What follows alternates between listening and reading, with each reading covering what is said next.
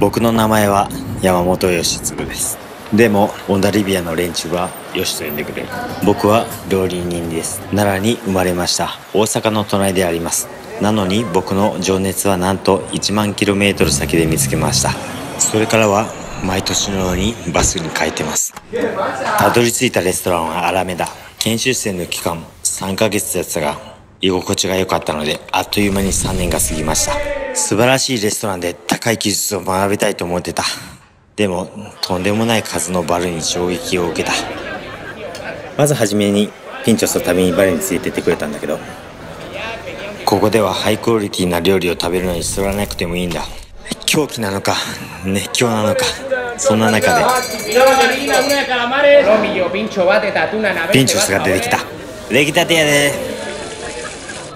笑いの中でこんなことも言ったな。ピンチョス2つとケレルチキ1本。ここではこれがみんなの知っているファーストフードだ。そう、ドノスティアにある偉大なレストランで学ぼうとしたんだけど、こんな小さいものにはまってしまったなんて。日本に帰って大阪でピンチョスのバルを開業した。だってこれがほんまもんやねんし。